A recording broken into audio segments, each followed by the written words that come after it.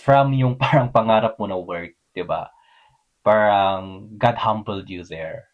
With all those experiences na experience mo life mo, talagang ni-redirect ka ni Lord. Because nung nasabi mo nga na growing up din, parang natamnan ka ng word ni Lord eh. So I remember yung passage nga na train up a child the way he should go. So when he is old, he will not depart from it.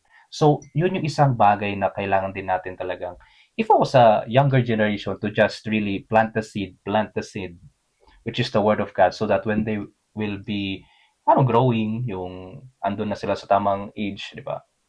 And i-redirect sila ni Lord. And yun yung nangyari sa'yo. Mm. Kaya I'm very grateful for everyone who tried to really plant seeds in my life. And I cannot remember everyone, pero there were many people that God used para mataniman ako ng salita niya. And in that moment that I was na talagang nasa lowest point na ako ng buhay ko. At saka pero mind you, hindi naman siya yung parang agad-agad naging ano na ako, nakalimutan ko lahat ng bisyo ko, or kaya na-let go ko na lahat ng mga wrong things, which is wrong notion natin talaga na when we want to go to God, dapat matanggal na natin agad lahat yun. Agad-agad, no? Pero it was a process. It was a very long Yeah, process. sure. And I'm still in the process. Of course. But I saw how God really was there for me all along.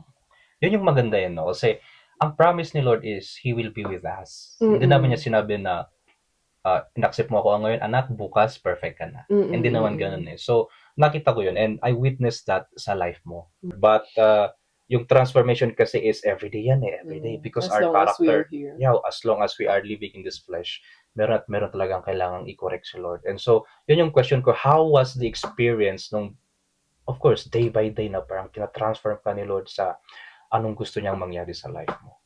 Marami pa ring mga bagay-bagay na ganun. Pero one thing is for sure, mas lumakas yung conviction sa akin ng Holy Spirit na nagsasabi sa akin na that's not honoring God, this is what you should do. Especially when I was trying na to let go of my vices. Kasi hindi siya madali. Oo. There were a lot, there were a lot of failures din. May mga times na, okay, kunyari, let's just say, 15 days, hindi na ako nakakapag-yossi, ganyan, tapos biglang meron ulit. Especially when I am down, when, alam din ng enemy alam din ng enemy kung kailan siya a-attack. Pero, I just kept going. I think one thing that I wanted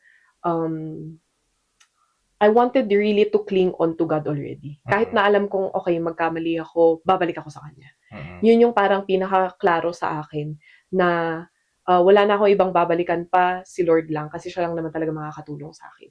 Kaya even if I was failing, kunyari, napainom ulit ako kasi I was with friends, o kaya nagmumura, ganon. I just kept repenting, asking for apology, and I would really try my best to draw closer to God. Yeah.